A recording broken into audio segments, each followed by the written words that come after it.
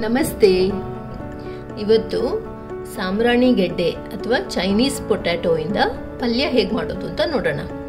ಈ ಸಾಂಬ್ರಾಣಿನ ಚೆನ್ನಾಗಿ ತೊಳೆದು ಬಿಟ್ಟು ನಾನು ಕುಕ್ಕರಲ್ಲಿ ನೀರು ಹಾಕಿಬಿಟ್ಟು ಒಂದು ಸ್ವಲ್ಪ ಉಪ್ಪು ಹಾಕಿ ಒಂದು 3-4 ವಿಸಿಲ್ ಬೇಯಿಸ್ಕೊಂಡಿದ್ದೇನೆ. ಈಗ ಇದನ್ನು ಸುಲಭದಲ್ಲಿ ಈ ಥರ ಸಿಪ್ಪೆ ತಕ್ಕೋಬೋದು, ಆಲೂಗಡ್ಡೆ ಸಿಪ್ಪೆ ತೆಗೆದ ಹಾಗೆ ತೆಕ್ಕೋಬೋದು. ಸ್ವಲ್ಪ ದೊಡ್ಡ ಸಾಂಬ್ರಾಣಿನ ಹೀಗೆ ಚಾಕುಲಿ ಕಟ್ ಮಾಡಿಕೊಂಡು ಸಣ್ಣ ಸೈಜ್ ಮಾಡ್ಕೊಳ್ಳಿ.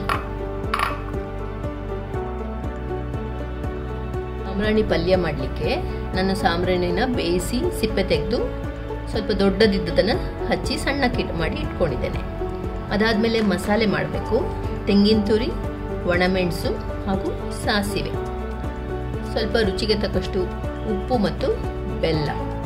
ಆಮೇಲೆ ಒಗ್ಗರಣೆಗೆ ಸಾಸಿವೆ, ಉದ್ದಿನಬೇಳೆ, ಕಡಲೆಬೇಳೆ, ಒಣಮೆಣಸು, ಕರಿಬೇವು, ಇಂಗು. ಇಲ್ಲಿ ಹುಣಸೆ ಹಣ್ಣನ್ನು ಒಂದು ಸ್ವಲ್ಪ ನೀರಲ್ಲಿ ನೆನೆಸಿ ಇಟ್ಕೊಂಡಿದ್ದೇನೆ.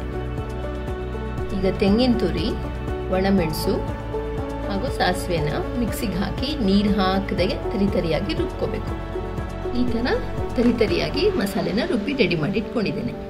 ಮೊದಲಿಗೆ ಬಾಣಲೆಯಲ್ಲಿ ಒಂದು ಸ್ವಲ್ಪ ಎಣ್ಣೆ ತಗೊಂಡಿದ್ದೇನೆ. ಎಣ್ಣೆ ಬಿಸಿ ಆಗ್ತಿದ್ದ ಹಾಗೆ ಸಾಸಿವೆ, ಉದ್ದಿನಬೇಳೆ, ಕಡಲೆಬೇಳೆ, ಒಣಮೆಣಸು, ಇಂಗು ಹಾಗೂ ಕರಿಬೇವು ಇಷ್ಟನ್ನು ಹಾಕೋತಾ ಇದ್ದೇನೆ. ಅದಾದಮೇಲೆ ಸಾಂಬ್ರಾಣಿ ಸೇರಿಸ್ಕೊತಾ ಇದ್ದೇನೆ. ಉಪ್ಪು ಹಾಗೂ ಬೆಲ್ಲ, ಹುಣಸೆ ಹಣ್ಣಿನ ರಸ 2 ಸಲ ಹಾಕ್ತಾ ಇದ್ದೀವಿ.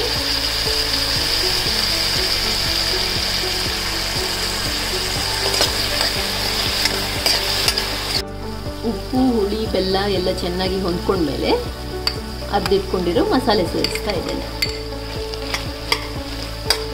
1-2 ನಿಮಿಷ ಈ ಥರ ಒಳ್ಳೆ ಮಸಾಲೆ ಎಲ್ಲ ಹೊಂದ್ಕೊಳ್ಳೋ ತನಕ ಬಿಟ್ಟರೆ ಸರಿ. ಆಮೇಲೆ ಗ್ಯಾಸ್ ಆರಿಸ್ಬೋದು. ಬಿಸಿ ಬಿಸಿಯಾದ ರುಚಿಯಾದ ಸಾಂಬ್ರಾಣಿ ಪಲ್ಯ ರೆಡಿ.